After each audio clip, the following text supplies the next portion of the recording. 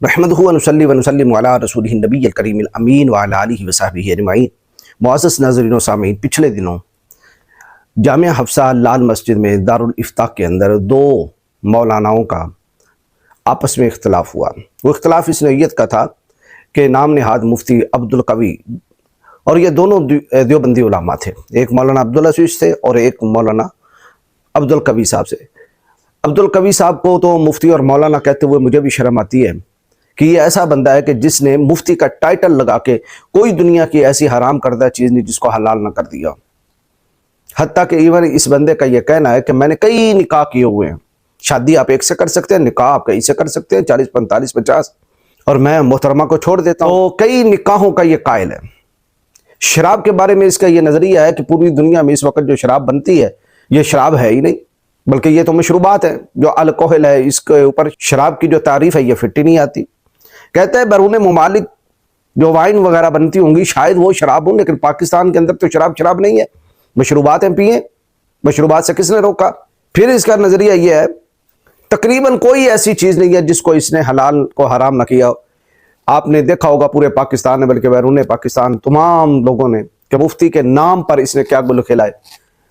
औरतों के साथ जो मोमबत्ती माफिया औरतें हैं उनके साथ इसके स्कैंडल, एक कंदील बलोच थी उनके साथ इसका जो स्कैंडल हुआ, फिर और बेशुमार जो है मोमबत्ती माफिया खवातीन जिसके साथ इसने मार भी खाई, और इसके बैगों के अंदर शराब की बोतलें पाई गई, और सेल्फियां लेना, ये सारा कुछ करना, ये पूरी दुनिया जानती है। मैं उस तरफ नहीं आता।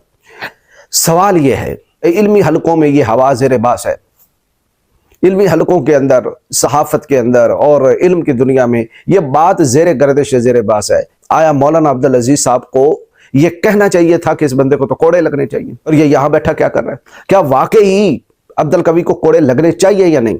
सबसे पहली बात यह है, ये कोड़ों वाली, ये कोड़े हद होते हैं, ताज़ीर होती है, क्योंकि इस्लाम के अंदर या कोड़े हद की सूरत में लगाए जाते हैं या ताज़ीर की सूरत में। मैं इस पर कलाम करने से पहले मुफ्ती अब्दुल कवी के जो कलिमात अवामुन नास पहले से ही इसके नज़रियात सुन चुकी है, इस पर मैं कुछ जो है वो कुरान और सुन्नत की रोशनी में आपके सामने कुछ बातें रखूंगा। फिर उसके बाद मैं इंशाल्लाह कोड़ों वाली बात करूंगा कि मौलाना अब्दुल अजीज़ साहब ने जो कोड़ों की बात की है ठीक है या नहीं। सबसे पहले ये ज़हन में रख लें कि मेरा ना तो अब्दुल कवी के साथ कोई रिश्ता है और ना ही मौलाना अब्दुल अजीज़ साहब लाल मस्जिद वाले उनके साथ कोई रिश्ता है। दोनों देवबंदी मसलक के हैं और दोनों अपने नज़रियात की हद में इंतहा पर हैं। एक जो है वो हर चीज़ के जवाज़ के चक्कर में, और दूसरा हर चीज़ के शिद्दत के चक्कर में। और मौलाना अब्दुल अजीज़ साहब को अगर देखे जाए तो उनके नज़रियात जो है वो ख़वारिज वाले हैं, और ये ढकी छुपी बात ही नहीं है। जो भी हालात हुए सारे लोगों के सामने थे। और दूसरे अब्दुल कवी साहब, वो मुफ्ती का टाइटल लगाए न जाने क्या गुल खिलाए फिरते हैं। दोनों एक ही मसलक के मौलाना है। मेरा शख्सियत पर नहीं बल्कि नजरिया के ऊपर जो है वो मौक़िफ़ होता है कि मैं नजरिए को देखता हूँ कि नजरिए को फॉलो करूँ या ना करूँ। शख्सियत पर कलाम मैं नहीं करता। ये बात याद रखें कि मेरे सामने एक हदीस है, और ये हदीस मुफ्ती अब्दुल कवी जैसे नाम नहाद मुफ्तियों के ऊपर फिट आती है। बुखारी शरीफ है, बुखारी में भी, अबू दाऊद शरीफ के अंदर भी है।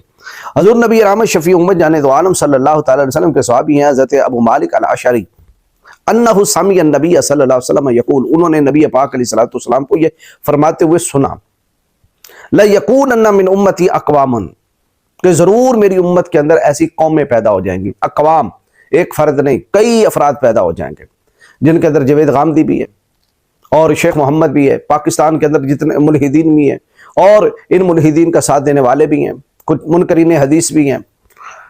यस्तहिल्लून अल-हिरा वल-हरीर वल-खम्र वल-मआज़िफ़, फरमा वो ज़िना को भी हलाल ठहराएंगे, रेशम पहनने को भी हलाल ठहराएंगे, शराब को भी हलाल ठहराएंगे, और मआज़िफ़ यानी ये मुसीकी के जितने भी आलात, गाने बजाने, मुराद है गाने बजाने, इसको भी हलाल ठहरा लें। कई ऐसे आएंगे, और मुफ्ती अब्दुल कवी उसमें सरे फरिश्त है। शराब को ये बिल्कुल जायज़ करार देता है, कहता है कि पूरी दुनिया में बिलखुसूस पाकिस्तान के अंदर तो शराब है ही नहीं। जितनी शराब के नाम पे चीज़ें हैं ये अल्कोहल से बनी हुई, अल्कोहल शराब नहीं है, ये तो मशरूबात है। नंबर 2, दूसरा अल-हिरा, ज़िना, यानी ये कहता है कि निकाह जो है वो निकाह आप कहीं कर सकते हैं, हाँ शादी पे पाबंदी है, निकाह कहीं कर सकते हैं। और मैंने भी 40, 45, 50 निकाह किए हुए।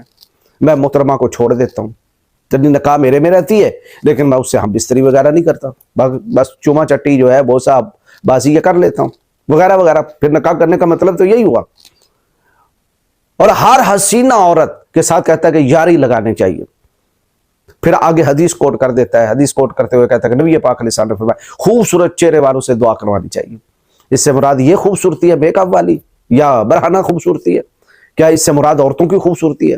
جس دین کے اندر اپنی نظریں نگاہیں جھکا دینے کا حکم تھا، جبکہ اس حسن و جمال کے چہروں سے مراد ہے بزرگی والا، علماء کا، اولیاء کا، صوفیاء کا، عبادت گزاروں کا، زہاد کا، نہ کہ جناب والا یہ مومبتی مافیا کے چہرے۔ اس کا یہ نظریہ قرآن مجید فرقان حمید سے بالکل ٹکراتا ہے، جو شراب کے بارے میں اس نے کہا قرآن مطلقاً شراب کی بات کر رہا ہے، اور الکوہل سے بنی ہوئی شراب شراب ہی ہے۔ اور شراب کے بارے میں اللہ رب العالمین نے سورۃ المائدہ آیت نمبر 90 اور 91 کے اندر یا ایھا الذین آمنوا انما الخمر والمیسر والانصاب والازلام رجس من عمل الشیطان فاجتنبوه لعلکم تفلحون، اے ایمان والو بے شک خمر، شراب، میسر، جوا، والانصاب، انصاب نصب کیے گئے بت، اور والازلام اور قسمت آزمانے کے لیے فال کے تیر، رجس من عمل الشیطان یہ شیطان کے ناپاک عمل ہے، فاجتنبوه ان سے بچ جاؤ لعلکم تفلحون تاکہ تم پرہیزگار بن جاؤ۔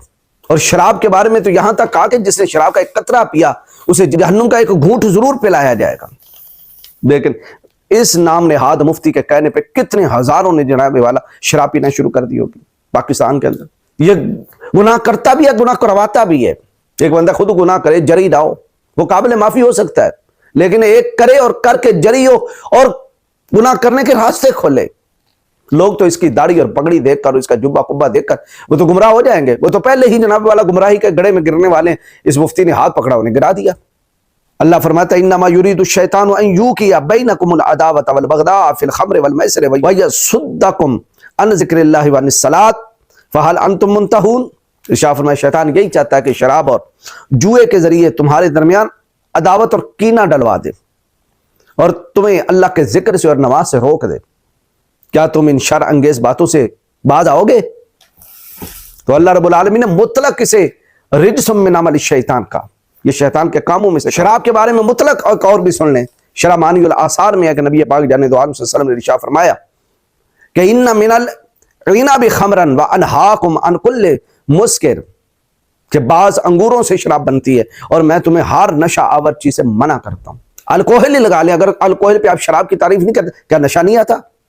اور حضور فرماتے ہر نشہ آور چیز میں تمہارے اوپر حرام کرتا ہوں۔ اور ابو داؤد، ترمذی، ابن ماجہ کے اندر حدیث، اور حدیث بھی حسن درجے کی ہے، حضرت جابر بن عبداللہ رضی اللہ تعالیٰ بیان کرتے ہیں کہ نبی کائنات جان دو عالم صلی اللہ علیہ وسلم نے ارشاد فرمایا ما اسکر کثیرہ فقلیلہ حرام، جو چیز زیادہ مقدار میں نشہ دے اس کی کم مقدار بھی حرام ہے۔ اور جو کوڑوں کی بات کی مولانا عبدالعزیز صاحب نے، وہ اس لیے کہ موطا امام مالک کے اندر حدیث ہے، اور حدیث نمبر 2 کتاب الاشربہ کے اندر، سنن دارقطنی میں، المستدرک للحاکم میں حدیث ہے 8299۔ حضرت ثور بن زید دہلوی کہتے ہیں کہ ان عمر بن الخطاب استشارہ فی الخمر، کہ حضرت عمر ابن خطاب رضی اللہ تعالیٰ فاروق اعظم نے اپنے دور خلافت میں شراب کے بارے میں مشورہ کیا اصحاب سے۔ یا شراب حل الرجل، فرمایا جو بندہ شراب پیے اس کے بارے میں کیا رائے ہونی چاہیے، کیا سزا ہم منتخب کریں؟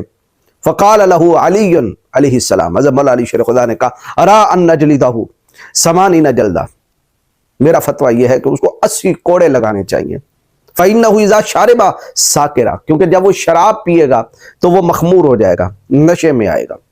وإذا ساکرا حذا، اور جب وہ مدہوش ہوگا اور جب وہ نشے میں آئے گا تو وہ ہذیان بکے گا، اول فول بکے گا، گالیاں بکے گا اور لوگوں پر تہمت اور الزامات لگائے گا۔ وَإِذَا حَذَفْتَرَا، اور جب وہ ہذیان بکے گا تو وہ جناب والا بہتان لگائے گا۔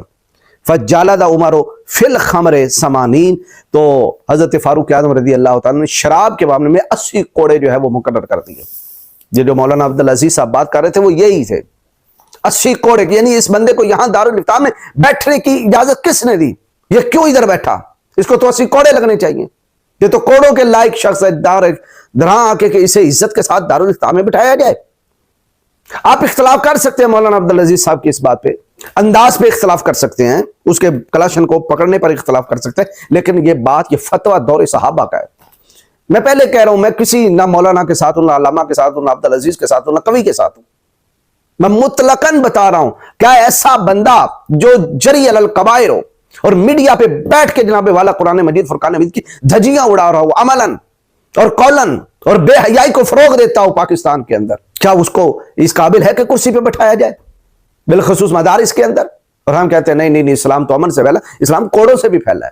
تو صلاح الدین ایوبی نے کہا تھا کہ مجھے یہ نہیں پتا کہ اسلام پھیلا کس طرح ہے، لیکن یہ پتا ہے کہ اسلام بچایا تلوار سے جاتا ہے۔ اب یہ کہتا ہے کہ میں کئی نکاح کر لیتا ہوں، نکاح کی کوئی، شادی کی کوئی پابندی، نکاح جتنے بھی کر سکتے ہیں، جبکہ اللہ رب العالمین کا قرآن کیا کہتا ہے؟ ارشاد فرمایا، یہ سورۃ النساء ہے، آیت نمبر 3 ہے۔ اللہ رب العالمین نے نکاح کے چیپٹر میں ارشاد فرمایا فَانكِحُوا مَا طَابَ لَكُم مِّنَ النِّسَاءِ مَثْنَىٰ وَثُلَاثَ وَرُبَاعَ، جو تمہیں پسندیدہ آتی ہیں عورتوں میں سے، فرمایا وہ نکاح کرو 2 کے ساتھ، 3 کے ساتھ، 4 کے ساتھ، یعنی 4 تک حد ہے، 4 سے آگے نہیں بڑھ سکتا۔ اور حدیث شریف کے اندر بھی ہے کہ جب ایک آدمی مسلمان ہوتا ہے، نبی کائنات جانے دو عالم صلی اللہ علیہ وسلم کی بارگاہ میں اس کے بارے میں بتایا گیا کہ اس کے 10 نکاح ہیں، تو ارشاد فرمایا کہ 4 کو باقی رکھ اور باقیوں کو چھوڑ دے۔ یعنی شریعت اسلام میں صرف 4 کی حد کی، جو 4 کی حد ہے، اس سے زیادہ جو ہے وہ نکاح کرنے والا جری علی الکبائر، قرآن و سنت سے پھرنے والا ہے، اور جو قرآن و سنت سے پھرے اس کے بارے میں تو یہ وَمَن لَّمْ يَحْكُم بِمَا أَنزَلَ اللَّهُ فَأُولَٰئِكَ هُمُ الْكَافِرُونَ، چاہے جا کہ اسے مسجد میں بٹھایا جائے، دارالفتاء میں بٹھایا جائے۔ لہٰذا میں نے جو یہ چھوٹی سی گفتگو کی وہ ان لوگوں کے لیے جو چاہتے ہیں کہ قرآن مجید، فرقان حمید اور حدیث میں ایسے بندے کے بارے میں کیا حکم ہے، آیا مولانا عبدالعزیز صاحب غلط ہیں یا عبدالقوی واقعی اس لائق ہے کہ اسے کوڑے مارے جائیں؟ تو میں نے آپ کے سامنے یہ واضح کر دیا کہ واقعی وہ اس لائق ہے کہ اسے کوڑے لگائے جائیں۔ اچھا کیا کہ پوری دنیا کے سامنے اس کی حیثیت بتا دی کہ اس کی حیثیت کوڑوں کے لائق ہے، نہ کہ کرسی پہ بٹھانے کے اور میڈیا پہ بٹھانے کے۔ یہ جب بھی بیٹھے گا قرآن و سنت کی دھنیاں اڑائے گا۔ میں نے تو ابھی آپ کے سامنے اس کے 2 چیزیں کھولنی ہیں، ایک شراب کے بارے میں اور ایک نکاح کے بارے میں، باقی نہ جانے میڈیا کے اندر کیا پڑا۔ میں انشاءاللہ اس پر مفصل بات کروں گا، اور میں وفاق المدارس سے بھی کہنا چاہتا ہوں کہ اس سے مفتی کی سند واپس لی جائے، یہ اس لائق نہیں ہے کہ فتویٰ دے سکے۔ اللہ اس کے شر سے امت مسلمہ کو محفوظ فرمائے۔